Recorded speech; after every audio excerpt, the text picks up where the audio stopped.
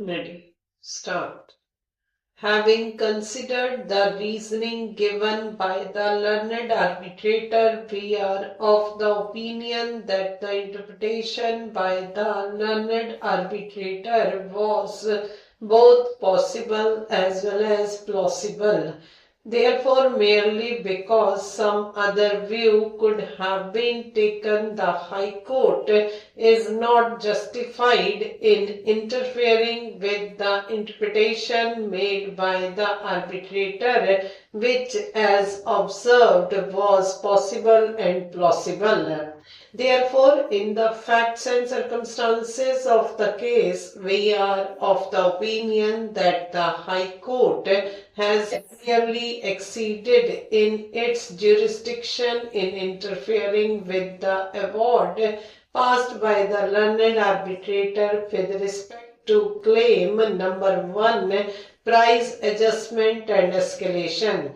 At this stage, it is required to be noted that though the High Court has observed that the award passed by the learned arbitrator with respect to claim number 1 was against the public policy, with respect we do not see any element of public policy. It was pure and simple case of interpretation of the relevant clauses of the agreement, which does not involve any public policy. Therefore, we are of the opinion that the impugned judgment and order passed by the High Court for quashing and setting aside the award passed by the learned arbitrator with respect to claim number 1, price adjustment and escalation, cannot be sustained, and the same deserves to be quashed and set aside.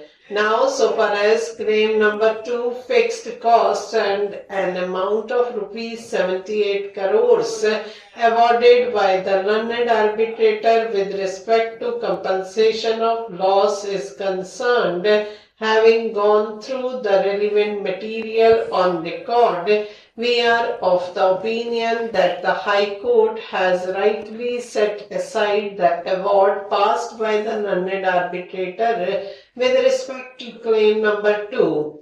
Except the CA's certificate, no further evidence had been led with respect to actual loss.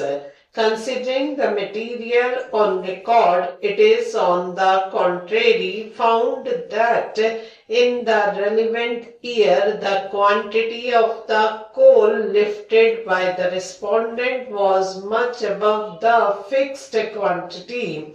Thus, the award passed by the learned arbitrator with respect to claim number 2 was contrary to the evidence on record and therefore is rightly set aside by the High Court.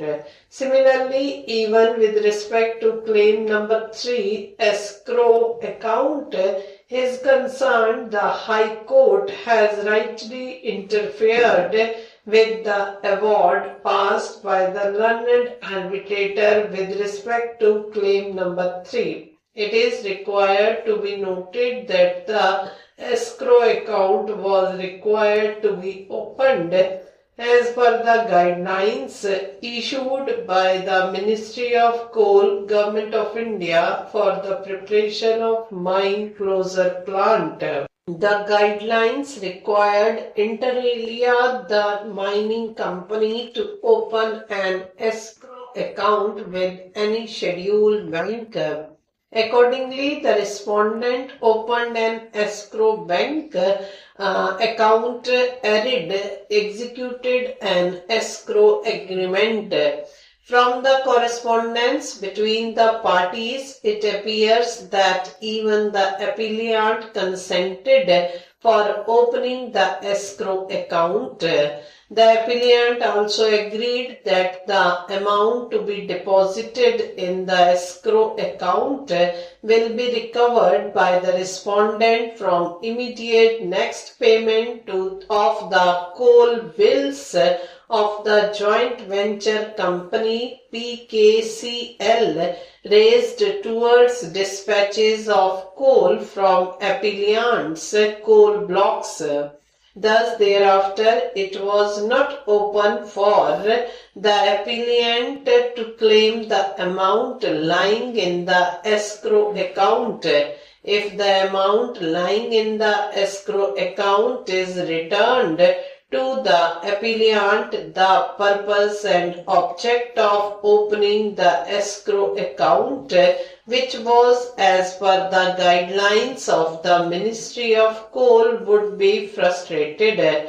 The object and purpose of opening the escrow account was to see that the appellant company fulfills the contract as per the agreement until the closure of the coal blocks.